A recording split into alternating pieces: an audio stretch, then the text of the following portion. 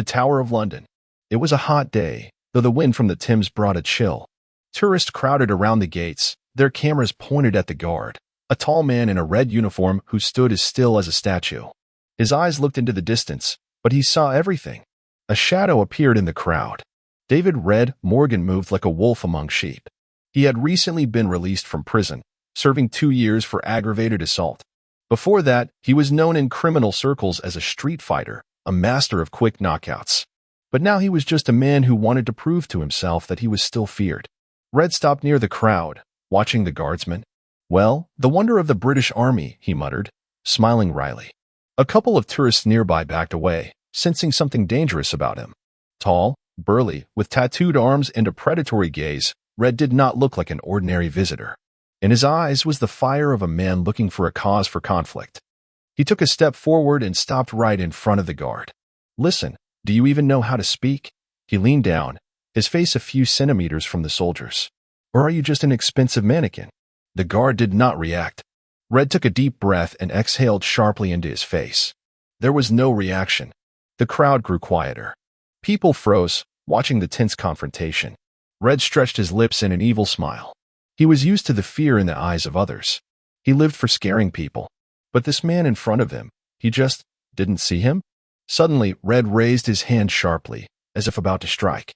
Some of the tourists screamed. The guard did not move. This made Red even angrier. "Okay," he said quietly, "let's see how much more you can take." His hand reached for the guardsman's shoulder. And that was the last mistake he made that day. Red looked directly at the guard, and the guard looked right through him. It pissed him off. He was used to seeing fear, anger, and panic in street fights. His victims would either hide their eyes or lash out, and that gave him control. But there was something different here. This man wasn't just not reacting, he was completely ignoring him. Red ran his hand over his overgrown chin, took a step to the side, and slowly began to walk around the guardsman. "Well, Iron Soldier," he muttered, looking at the soldier from all sides, as if he were evaluating a product at a market. "They must be training you well, huh? Stand here like a pillar, stare straight ahead, don't move." Silence. Red smiled. "But everyone has a limit, man. And I'm going to fucking find yours." He leaned in sharply, his face almost close to the guardsman's. He smelled of tobacco and cheap alcohol. He exhaled a long breath on purpose, waiting for at least a hint of a reaction. There was nothing. Red grimaced. "Okay," he muttered and reached out to touch the soldier's shoulder. As soon as his fingers touched the red uniform, something in the crowd changed. People held their breath. Their phones went up even higher, and some whispered to each other. Red pushed the soldier. Barely noticeable, not hard, but enough to make him feel that he was facing not just a man, but something much stronger. The guard did not falter. Red pulled his hand away. The touch of the uniform made him feel as if he had touched something made of stone rather than cloth. His fingers even felt hard, as if he had pressed on the armor.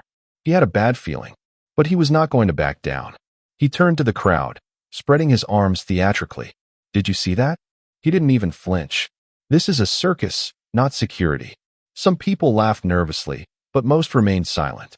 Red turned to the soldier again. "Listen, man, I understand everything. Discipline, rules, orders. But let's be honest." His voice became lower, threatening. "You're just afraid of me, right?" Silence. Red licked his lips again. His heart was beating faster. He didn't understand why yet, but something about the man's behavior made him nervous. He decided to go ahead. With a sharp movement, he took off his baseball cap and hit the soldier's tall bearskin hat with all his might. The dull sound of fabric hitting fur. No reaction. Red felt rage boiling inside him. This was no longer a game, but a fight with his own shadow. He was used to fear, to challenge, to aggression in return. But this man was not only not afraid, he ignored it. Red threw his baseball cap on the ground and leaned in even closer. "Are you even alive, huh?" There was no movement. Rage clenched his throat. This was unbearable. He could not allow himself to be humiliated like this, in front of everyone. "Well," his voice turned icy, "then well, do it differently." His fingers clenched into a fist. And this time he wasn't just joking. Red could feel the blood rushing to his temples. He had never tolerated indifference, and now this soldier stood in front of him as if he did not exist. His last chance. Red relaxed his fist, tensed his fingers, and then clenched it again. It was part of the ritual. He always did this before a punch. Now it was simple. One good straight right to the jaw, and this living mannequin would collapse to the ground, along with his ostentatious calmness. And then? What then? Will the cops take him down? No matter. It will be worth it. The blow came from below, short but powerful. But it missed. Something had happened.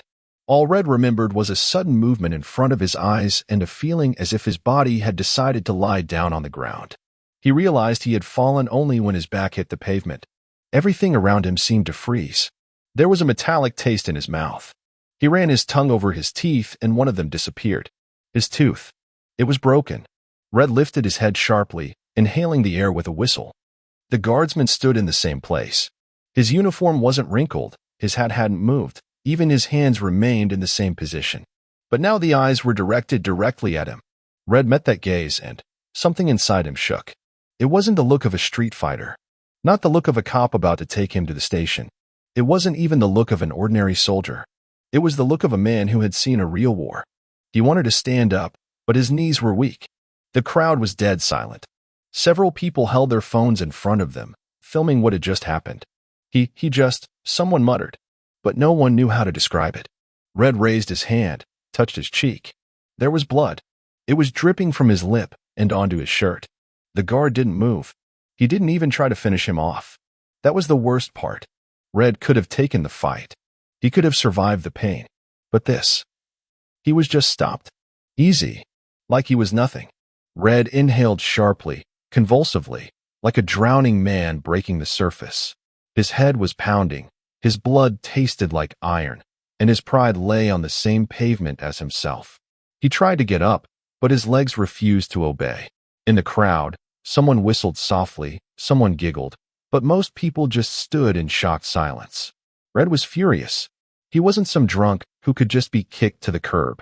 He was not a victim. He was a wolf. Clenching his fists, he made another attempt to rise. His fingers slipped on the cold stone, his muscles tensed, and finally he got to his feet. His eyes met the guardsman's again. The rage dissolved. It gave way to something else. Fear.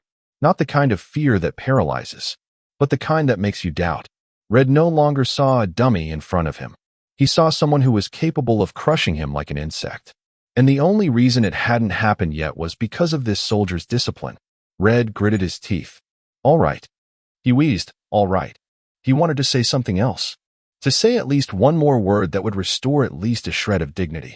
But his voice did not obey. The guard stood there, unmoving. Red felt his jaw twitch again in pain. His choice had been made for him.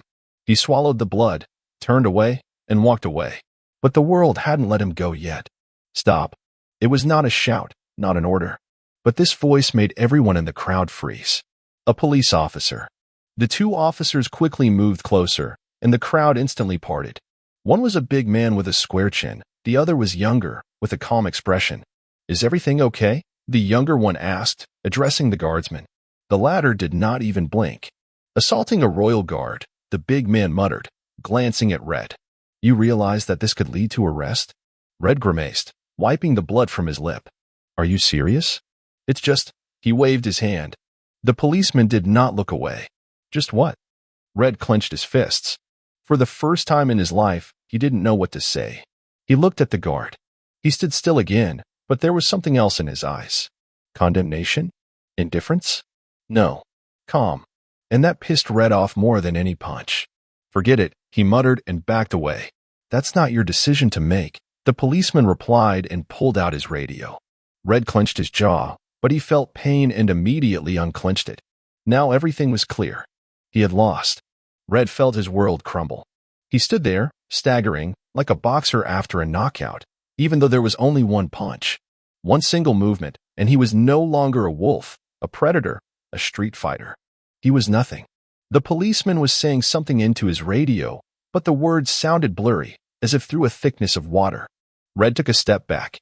His gaze fell on the guard again. Still motionless. Still unwavering. Red wanted to scream, wanted to lunge at him again, to prove he was stronger, but something stopped him. Not fear. It was understanding. If he attacks again, it's over.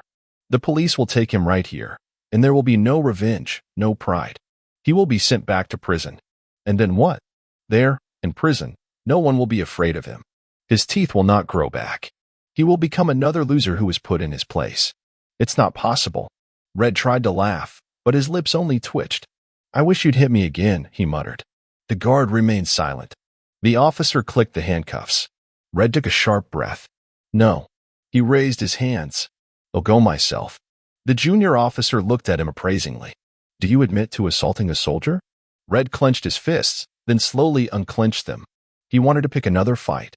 He wanted to throw himself into one last attack. But there was no point. The guard would not react anyway, and that was the worst part. Red felt an emptiness growing in his chest. He wasn't fighting a man. He was fighting a symbol, and the symbol had won. He lowered his head and moved silently toward the exit from the square. The police did not stop him. They knew that this battle was already over. The guardsman stood still, as he always did. His uniform remained impeccable, his posture perfect, and only one tiny trace of blood on the pavement reminded them of what had happened. That day was over. But for Red, it will never be over.